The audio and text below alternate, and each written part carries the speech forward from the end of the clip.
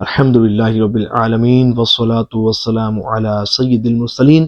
آج کا بیان شب برات کی فضیلت، اس کی اہمیت اور اس رات میں کی جانے والی عبادات سے متعلق ہے، اور اس بیان میں آپ کو شب برات کے خاص نوافل بھی بتاؤں گا کہ جس کی برکت سے اللہ کریم بندے کے رزق روزی میں برکت عطا فرما دیتا ہے، اسے آفتوں بلاؤں مصیبتوں سے نجات عطا فرما دیتا ہے، غیر کی محتاجی سے نجات عطا فرما کر عمر درازی بالخیر عطا فرماتا ہے۔ توجہ کے ساتھ مکمل سنیے گا،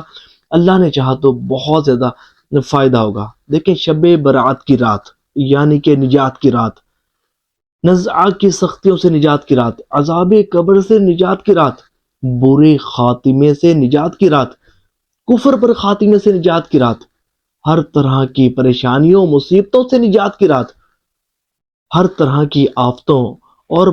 بلاؤں سے نجات کی یہ رات ہے، اور بڑی نازک رات ہے کہ اس میں بڑے بڑے فیصلے کیے جاتے ہیں کہ آئندہ سال فلاں کے ساتھ کیا کیا معاملات ہوں گے، سب کچھ لکھ دیا جاتا ہے کہ کون آئندہ سال حج کرے گا، اس کا نام حاجیوں کی لسٹ میں لکھا جاتا ہے، حاجیوں کی فہرست میں لکھا جاتا ہے،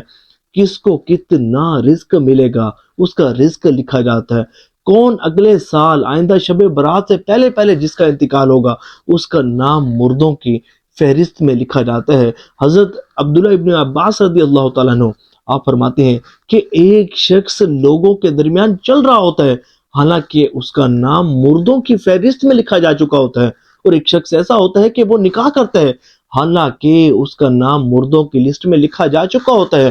لوگ اپنی خوشیوں میں مصروف ہوتے ہیں لیکن ان کو معلوم نہیں ہوتی کہ ان کے لیے کیا سے کیا لکھا جا چکا ہوتا ہے۔ تو بڑی ہی اہم رات ہے یہ رات، وہ رات ہے کہ خوب عبادت کرنے کی رات ہے، رب کریم کی بارگاہ میں حاضر ہو کر اپنے گناہوں پر گڑگڑا کر اللہ کریم سے اپنے گناہوں کی مغفرت طلب کرنے کی رات ہے، اپنے نامہ اعمال کو نیکیوں سے خوب خوب وزنی کر کے اپنے رب کو راضی کر کے اپنے گناہوں سے سچی توبہ کر کے بخشش و مغفرت کروانے کی رات ہے، کیونکہ یہ وہ رات ہے کہ جس رات اللہ کریم قبیلے بنی کلب کی بکریوں کے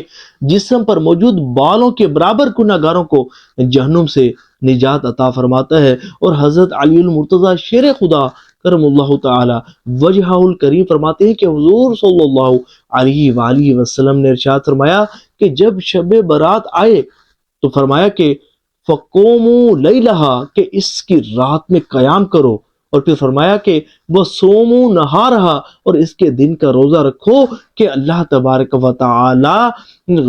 14 شعبان کی غروب آفتاب کے بعد ہی آسمان دنیا پر نزول فرماتا ہے، اور فرماتا ہے کوئی مجھ سے مغفرت طلب کرنے والا کہ اس کو معاف فرما دوں، اس کی بخشش فرما دوں۔ پھر فرماتا ہے کوئی مجھ سے رزق طلب کرنے والا ہے، کوئی رزق روزی میں اضافے کا طلبگار کہ اس کے رزق روزی میں وسعت عطا فرما دوں، ہے کوئی ایسا آفت زدہ، ہے کوئی مصیبت زدہ کہ جو اپنی پریشانیوں مصیبتوں سے نجات حاصل کرنا چاہتا ہو کہ اس کو اس کی پریشانیوں مصیبتوں سے نجات دے دوں، ہے کوئی ایسا، ہے کوئی ایسا، ہے کوئی ایسا، طلوع فجر تک رب کریم یہ فرماتا رہتا ہے۔ تو یہ بڑی ہی عظیم رات ہے، بڑی ہی نازک رات ہے کہ اس رات میں بندے کا رزق، بندے کی زندگی، موت، عزت، ذلت سب کچھ لکھ دی جاتی ہے۔ لیکن بڑے ہی افسوس کی بات ہے کہ کچھ لوگ اس رات کو بھی غفلت میں گزار دیتے ہیں، اس رات کو بھی اللہ کی نافرمانی میں گزار دیتے ہیں، کچھ لوگ اس رات کو بھی عام راتوں کی طرح سو کر گزار دیتے ہیں۔ غنیت الطالبین میں میرے حضور غوث پاک رضی اللہ تعالیٰ عنہ آپ فرماتے ہیں کہ کچھ لوگوں کے کفن دھل کر تیار ہو چکے ہوتے ہیں لیکن ان کو پہننے والے گھوم پھر رہے ہوتے ہیں، کچھ لوگوں کی قبریں کھود کر تیار ہو چکی ہوتی ہیں لیکن قبروں میں دفن ہونے والے بازاروں میں گھوم پھر رہے ہوتے ہیں، کچھ لوگوں کی موت کا وقت قریب آ چکا ہوتا ہے اور وہ خوشیوں میں مست گھوم رہے ہوتے ہیں، اور مکانات کی تعمیرات کا کام مکمل ہونے کے ساتھ ساتھ ان کو تعمیر کرنے والوں کا وقت وفات بھی قریب آ چکا ہوتا ہے، لیکن وہ اس بات سے غافل ہوتے ہیں۔ تو یہ رات وہ رات ہے کہ جس رات بہت نازک فیصلے ہوتے ہیں۔ اس رات میں بالکل ہم نے اللہ کی نافرمانی نہیں کرنی، اس رات میں جا کر اللہ کی عبادت کرنی ہے اور دن کا روزہ رکھنا ہے۔ اللہ کریم کی رحمت سے امید ہے کہ اللہ کریم اس رات میں ہماری بھی مغفرت فرما دے گا، ہمیں بھی بخش دے گا۔ اب میں آپ کو وہ خاص نوافل بتاتا ہوں کہ جو اس رات کو پڑھے جاتے ہیں، مغرب کی نماز کے بعد پڑھے جاتے ہیں، جن نوافل کو پڑھنا ہمارے بزرگان دین رحمہم اللہ المبین کا طریقہ چلایا ہے۔ دیکھیں، سب سے پہلے جو ہے نا مغرب کی نماز اور مغرب کے فرض اور سنتیں پڑھنے کے بعد آپ نے 2 رکعت نماز نفل پڑھنے ہیں، اور ان 2 رکعت نماز نفل میں یہ نیت کرنی ہے کہ یا رب کریم، ان نوافل کی برکت سے مجھے عمر درازی بالخیر عطا فرما۔ آپ 2 رکعت نماز نفل کی نیت کریں گے، اور الحمد شریف کے بعد کوئی بھی سورت آپ ملانا چاہیں ملا سکتے ہیں، لیکن بہتر یہ ہے کہ 3 مرتبہ سورت اخلاص شریف ہر رکعت میں پڑھیے۔ سلام پھیرنے کے بعد 21 مرتبہ سورت اخلاص شریف یا 1 مرتبہ سورت یاسین شریف پڑھیے، یا بہتر ہے دونوں ہی پڑھ لیجئے، اور اس کے بعد دعائے نصف شعبان پڑھیے۔ 2 رکعت مکمل ہو گئیں، پھر 2 رکعت کے لیے کھڑی ہوئیے۔ کھڑے ہونے کے بعد نیت کیجئے کہ یا رب عز و جل، ان نوافل کی برکت سے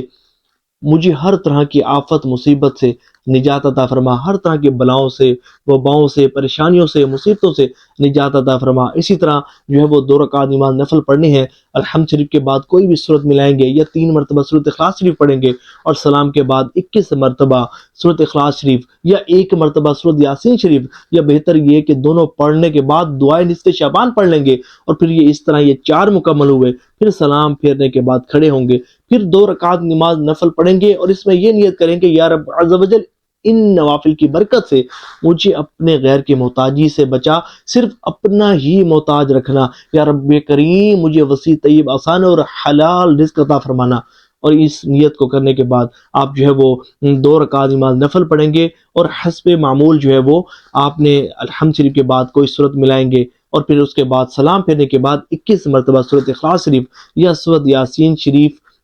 یا 21 مرتبہ سورت اخلاص شریف یا سورت یاسین شریف پڑھیں گے، یا بہتر ہے کہ دونوں پڑھنے کے بعد دعائے نصف شعبان پڑھ لیں گے، اور پھر اس کے بعد دعا کر لیں گے۔ آپ نے یہ نوافل بھی ضرور پڑھنے ہیں، اور کوشش یہ کرنی ہے کہ اس رات غسل کرنا ہے بیری کے پتوں کے ساتھ۔ بیری کے پتے آپ نے ساتھ لے لینے ہیں، اور ان کو پانی میں بوائل کر لینا ہے، تھوڑا سا جوش دے کر۔ جب پانی نارمل ہو جائے، نیم گرم ہو، تو آپ نے غسل کر لینا ہے۔ اس کا فائدہ یہ ہوگا کہ سارا سال جادو سے محفوظ رہیں گے، کسی بھی قسم کا جادو آپ پر نہیں ہو پائے گا۔ اللہ کریم آپ کی حفاظت فرمائے گا۔ اللہ کریم جو سنا اس پر عمل کرنے کی توفیق عطا فرمائے۔ ثواب کی نیت سے اس ویڈیو کو